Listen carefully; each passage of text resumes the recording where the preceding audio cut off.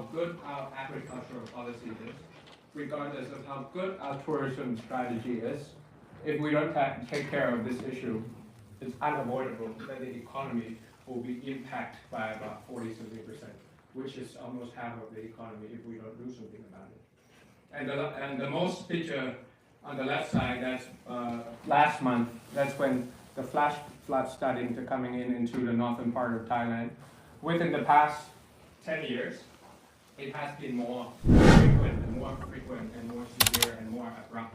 So if we don't do anything about climate, that's going to be the first crisis that Thailand has to face in the future. Now, if that is a problem, what would be the hypotheses or the suggested solution of how we turn this into an industry or how we turn this into an opportunity? First, logically, you have to break down what the carbon emission in Thailand is. So that's what you see on this left side of the slide. You have some electricity generation, 22% of the carbon emission, industrial and transport, 49%, agriculture, that's 15%, and the rest, such as mining, such as waste management. So then we have to have a suggested solution that jives with the carbon issues. First, what I offered during my time as a member of parliament is that we should leverage the infrastructure of solar cell. But the problem with solar cell is that there's no smart grid and there's no net metering. And the cumbersome legal requests for permits in order for them to do. So now if you have a solar cell, right, even if you have that, the way you store it and you resell it to the government will be about 2 baht. But when you use it, the government is going to charge you about 5 baht. So that's going to be 3 baht difference. It doesn't incentivize you to really get into solar cell, which is a good competitive advantage for the country. But smart grid and net metering, just to meter it all out, it will increase the use of solar cell power. And that's a good way to democratize energy. Because if you focus on the fossil fuels, if you keep using coal for a very long time, that's for the elites. That's for the monopolies to generate electricity. But if it's a decentralized solar cell, that's when you democratize energy and lower the cost and reduce the emission. We want to electrify public transportation. I mean, if you go to Thailand, you see that all the motorcycles on the streets and all the cars and our world-renowned traffic is lack of public transportation, especially outside of Bangkok. You might argue that Bangkok is okay. I've been to Bangkok, I took the BTS, I took the MRT, it's not that bad, but we're talking about 75 provinces outside of Bangkok that they don't have public transportation. And if we look at this pain point and turn it into a big opportunity, that we could just electrify public transportation, reduce the road safety, increase the road safety, as well as helping people. If you are at the bottom 25%, you also need a motorcycle. That's part of something that you need to pay in order for you to survive, because you don't have public transportation. If you are middle class, you probably need a Honda. If you're rich, you probably need a Mercedes or BMW, because public transportation outside of Bangkok is so bad. That's why you have to really make it happen. And why use fossil fuel when you have a chance to start? Just use electrification of public transportation all around Thailand. That's like lots and lots of money that we're talking about here. Climate resilient, low carbon agriculture, so precision agriculture, reducing the use of fertilizer, reducing the use of seeds, and reduce the use of water such as drip irrigation. That's something that Thailand should be leading in terms of future of all these things, because we are an agricultural country. And fourth is on urban risk, sponge city is something that I'm trying to look into, whether it's the ability to have urban planning, wetland, permeable surfaces that allow this country to absorb flash flood and things like that. That's a lot of investment to be done. But once we have cracked these kinds of things, we'll be able to an asset and turn it into an industry and turn it into an opportunities that we can exploit in our neighboring countries in ASEAN. So that's the first example of what I mean by talking about crisis at business.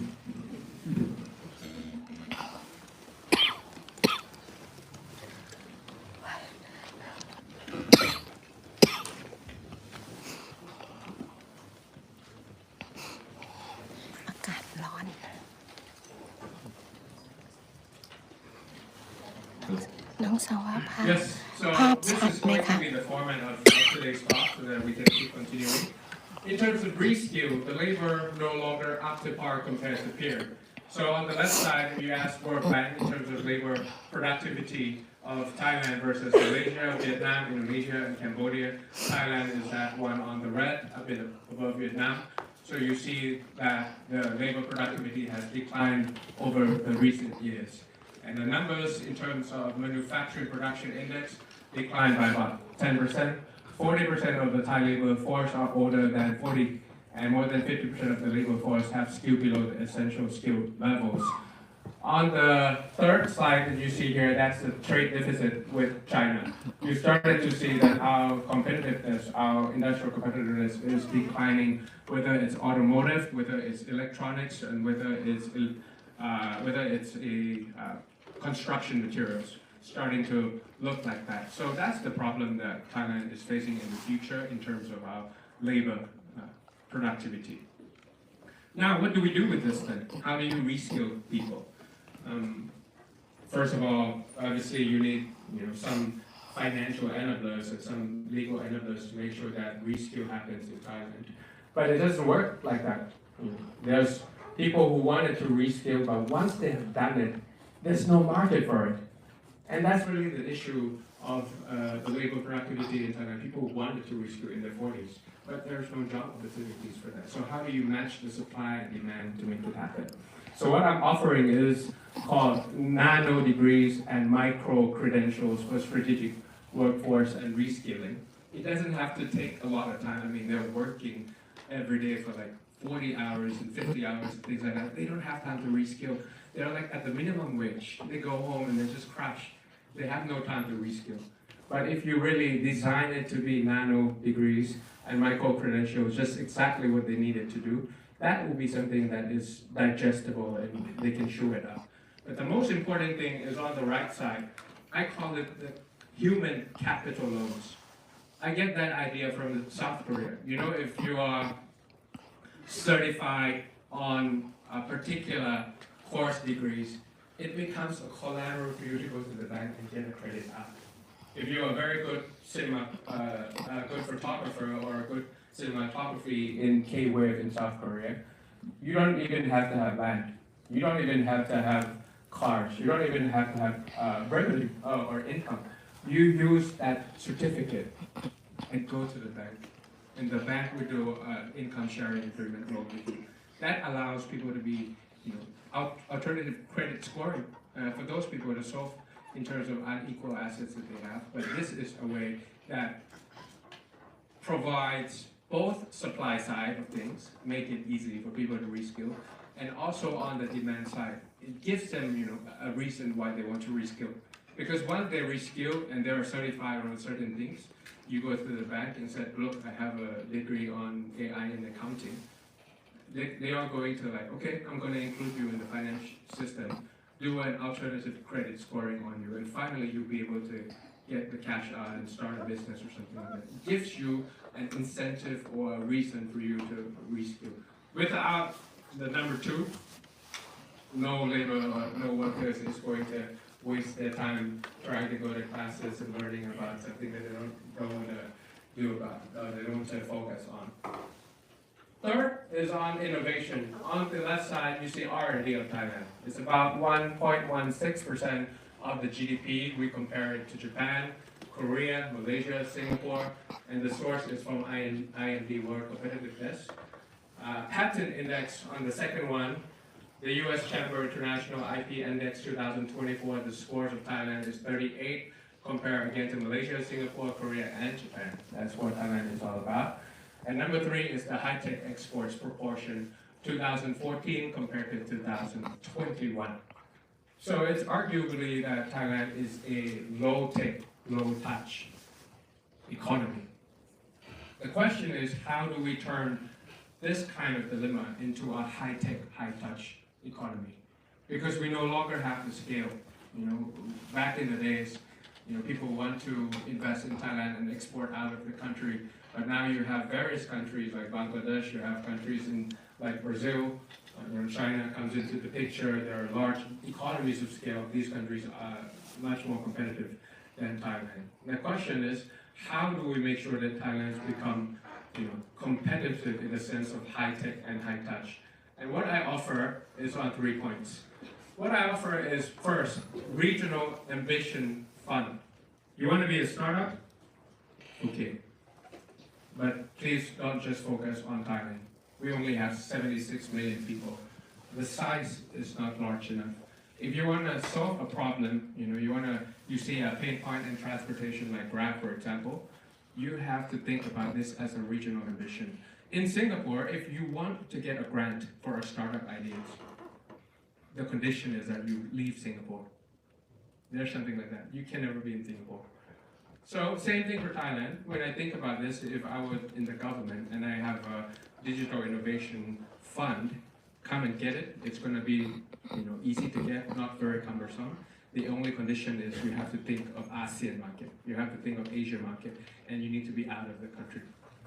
In order for you to really absorb new ideas and technology and things like that, in order for us to become innovative, it doesn't have to be in Thailand. The key difference is that a lot of politicians back in Thailand, they think of this kind of industrial policy is made in Thailand. I think of it as made with Thailand. It doesn't have to be confined within the territory of our country. It's too small. You have to have regional ambition in order to become innovative. Second is on pain point innovation. All of that inequality that I was talking about. If you're coming from Sattahip or from Chonburi, for example, the water quality is not very good. If you come to Phuket, the problem with water leakage is about 50%. The water goes into the system and it goes to your hotel.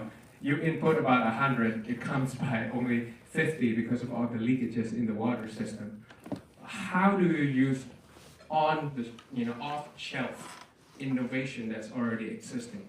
UX, UI, smart metering, water flow analysis, all these things that are available anywhere in the world, but use it for inequality. Technology for inequality. How do you fix inequality of Thailand? Because if you see how much it is, if you turn it into an asset and digitize it using technology to use, that's like lots and lots of money for all the folks from the business school.